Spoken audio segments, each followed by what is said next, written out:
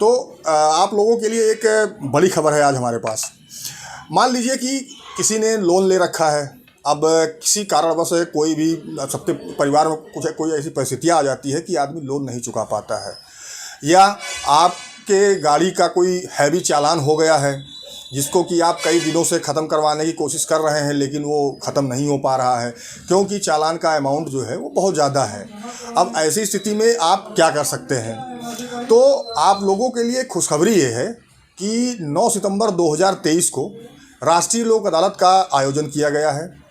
इस लोक अदालत में उपस्थित होकर आप अपने चालान का निस्तारण करवा सकते हैं।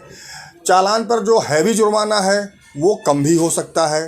हो सकता है कि आपको चालान की धनराशि जमा ही ना करनी पड़े, ऐसा भी हो सकता है। और जो लोन आपने लिया है उसका सेटलमेंट भी हो सकता है।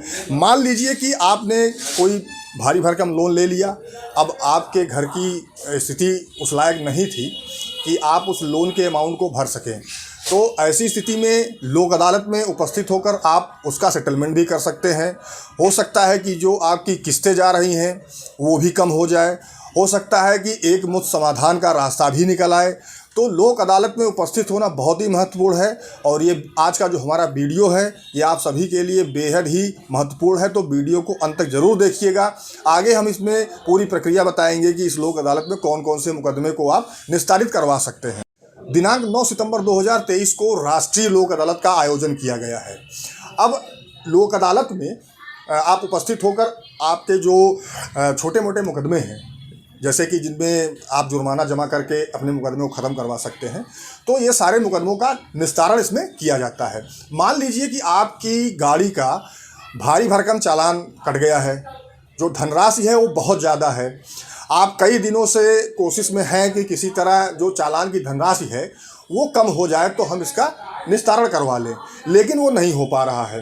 तो आपके लिए एक ये सुनहरा मौका है कि आप लोक अदालत में उपस्थित होकर आप अपने चालान का निस्तारण करवा सकते हैं, वो भी कम धनराशि में।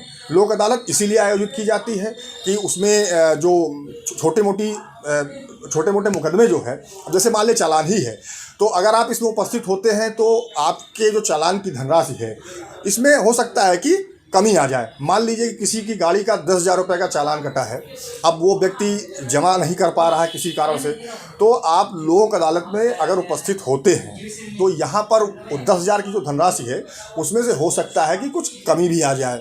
और हो सकता है कि कुछ चालान ऐसे भी हैं जिसमें आपको जुर्माना भरना ही ना पड़े और ऐसे ही निस्तारित हो जाए। तो ये सारे चीज़ें जो है लोक अदालत में निस्तारित की जा सकती हैं। अब मान लीजिए कि आपने लोन ले रखा है, अब वो लोन अमाउंट जो उसकी किस्तें हैं, किसी के परिवार की स्थिति कभी भी गड़बड़ हो सकती है। अब मान लीजिए कि आपके परिवार की स्थिति कुछ गड़बड़ हो गई या किन्हीं कारणों से आप लोन की जो किस्तें हैं वो नहीं भर पा रहे हैं, तो लोक अदालत इसके लिए भी आयोजित की जा रही है। जितने भी बैंक वाले हैं वो सभी लोक अदालत के दिन कोर्ट में उपस्थित होते हैं। सबका अपना अपना अलग स्टॉल लगा होता है। आपके पास अगर नोटिस जाती है इस चीज़ के लिए कि लोक अदालत लगी है, तो आपको उसमें उपस्थित होकर वहाँ अपनी बात रखनी चाहिए। लोक अदालत में उपस्थित होकर अगर आप अपनी बात रखेंगे तो हो सकता है कि जो किस्तों की धनराशि है उसमें कुछ कमी आ जाए, या हो सकता है कि कोई वन टाइम सेटलमेंट हो जाए जिससे आपको पेमेंट करने में आसानी हो सकता है कि जो हर महीने आपको किस्त देनी पड़ रही है उसमें कुछ समझौता हो जाए कि भाई 2 महीने 4 महीने में ये किस्तें डिवाइड कर दी जाए। तो ये सारी चीज़ें वहाँ पे निस्तारित की जाएंगी। अब आगे बढ़ते हैं। मान लीजिए कि आपका कोई छोटा मोटा मुकदमा है, मान लीजिए कि मारपीट का समझ लिए मुकदमा है। अगर आईपीसी के किसी छोटे मोटे धाराओं में मुकदमा दर्ज है जिसमें कि सज़ा और जुर्माना, सज़ा या जुर्माना, माने कि सज़ा भी है या जुर्माना भी हो सकता है, तो अगर उसमें सज़ा या जुर्माना वर्ड है तो आप इसको लोक अदालत में ख़त्म करवा सकते हैं। आप लोक अदालत में उपस्थित होकर जो जुर्माने की धनराशि है वो आप जमा करके उस मुकदमे को हमेशा के लिए ख़त्म करवा सकते हैं। हो सकता है कि जुर्माना कम से कम लगे आपके ऊपर, ये न्यायालय के विवेक के ऊपर है। अब मान लीजिए कि आपकी गाड़ी चोरी हो गई है, आपने एफआईआर लिखवाई है, अब उसमें फाइनल रिपोर्ट आ गई है कोर्ट में, वो एक्सेप्ट नहीं हो रही है, तो आप लोक अदालत में उपस्थित होकर उस फाइनल रिपोर्ट को भी एक्सेप्ट करवा सकते हैं। लोक अदालत तहसील स्तर पे, जिलाधिकारी स्तर पर, पारिवारिक न्यायालय में, मोटर एक्सीडेंट क्लेम ट्रिब्यूनल यानी कि जहाँ पर जो क्लेम पिटीशनें दाखिल होती हैं वहाँ भी लोक अदालत का आयोजन किया गया है। तो अगर आपका कोई क्लेम है जिसमें सेटलमेंट हो रहा है, इंश्योरेंस कंपनी से बातचीत चल रही है, तो आप लोक अदालत में उपस्थित होकर उस क्लेम का सेटलमेंट भी कर सकते हैं।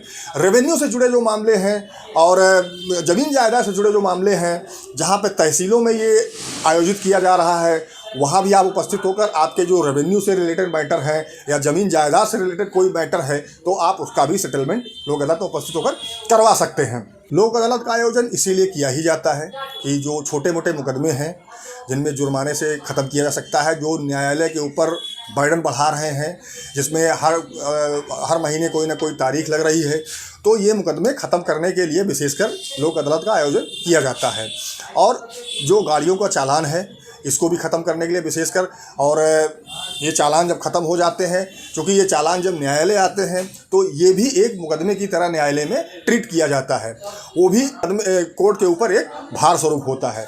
तो अगर आप उपस्थित होकर अपना चालान है, कोई छोटा मोटा मुकदमा है, 138 NI एक्ट का मुकदमा है, कोई फाइनल रिपोर्ट है आपकी जिसको आप एक्सेप्ट कराना चाहते हैं, बैंक से रिलेटेड कोई मैटर है, फाइनेंस से रिलेटेड कोई मैटर है, फाइनेंस कंपनी से रिलेटेड कोई मैटर है कि आपने लोन वगैरह ले रखा है या कोई गाड़ी फाइनेंस करा रखी है, आप किस्तें नहीं दे पा रहे हैं, तो ये सारे मैटर जो हैं ये इसको आप लोक अदालत में उपस्थित होकर आप ख़त्म करवा सकते हैं।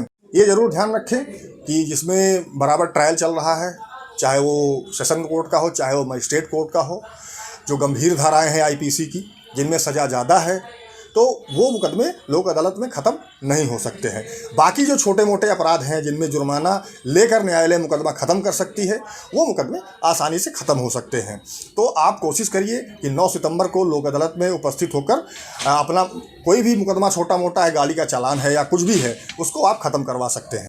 एक चीज़ और मैं आपको बताना चाहूँगा कि उत्तर प्रदेश सरकार ने 2017 से और 2021 तक के जितने भी गाड़ियों के चालान थे उसको माफ़ कर दिया है। तो अगर आपका चालान 2017 से 21 के बीच का है तो उसमें आपको कोई भी जुर्माना देने की आवश्यकता नहीं है, वह स्वतः ही समाप्त हो जाएगा।